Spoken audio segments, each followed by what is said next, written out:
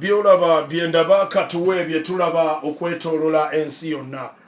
Akadde kaweddeko bannayuganda balondebwa mu kisanja kya myaka 5 yadde emabegaawo gavumenti yavaayo n'egamba nti terina ssente za kuba kalulu kabwa LC ekyaleeta empawa nnyingi nnyo mu parliament nga n'omukulu Rafael Magezi minister wa local government yavaayo n'agamba nti nedda wandibadde wabaawo ekikolebwa obutaleeta kunyigiriza mbeera ya democracy ng'abalabi oba n'abantu amu bwe bagamba nti wabeewo ekikolebwa okunoonya ku ssente akalulu kano kakubwe.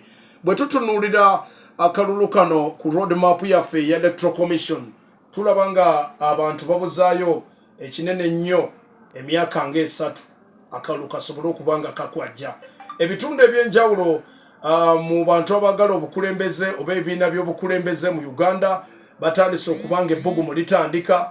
Twalaba President Yoweri Museveni nga atambula mu bitundu ebyenjawulo mu ggwanga ng'alambula ku bantu be banyumyamuuko bannyonnyola ku magezi amapya g'alina naddala mu byennima ne challenges kizazaalaba nga bwe walaba ng'ayogerako ku nsonga z'abannaffe abali b'essente abaali essente z'ebyuma ebyetaagibwa okukola ebigimusa ettororo ne tuwulirako ate ku ludda luno ng'eriyo bannaffe abannuupu nabo batandise olugendo lwabwe.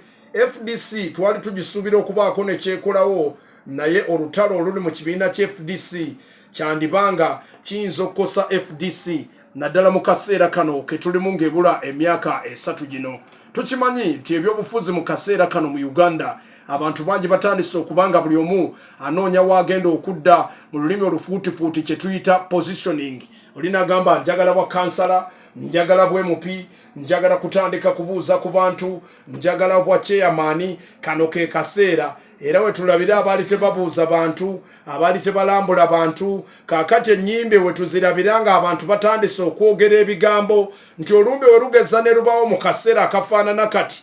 Ono ayogera, olina asuubiza biri, olina alimba kino, ne basuubiza n'okulabirira omwana w'omugenzi, tugenda kusomesa abaana bano, ono ngenda mutwala, byonna nga bwe tuzze tubyogera. Naye ku bantu aboogera ebigambo ebisuubizibwa, ebigambo ebiba batuukiriza biba bitono.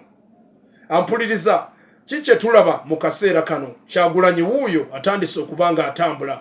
Bobi Wine atambudde, yonna jazayita, nze naawe ebintu muzze mu biraba bwe biri kufaanana.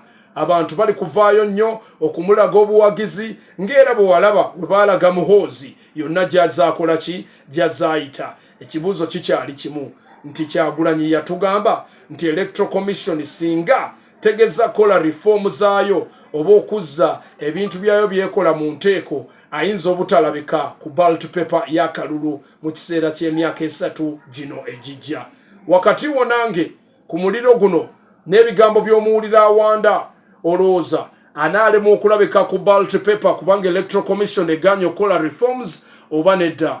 Uganda etunulidde Kyagulanyi Ssentamu nga omu kuba strongest opposition leader mu kaseera kano mu ggwanga lyaffe nti abantu abakiririza mu nkyukakyuka abamu bamutaddeko nnyo essira ng'abalala bakiririza mu nkyuka batadde ku MK essira. Naye ekibuuzo kiri kimu abange, omusajja ono Kyagulanyi Ssentamu bwe yakakasa luli n'agamba nti electoral commission okusinziira ku ngeri gye yabayisaamu mu kalulu akaggwa ye kaagamba nti yawangula era kaasiiba abanja nti entebe yaffe baagitwala. Bwe banaaba tebakyusizzaamu electoral reforms zino Kyagulanyi Ssentamu anaalabika ku ballot paper oba nedda?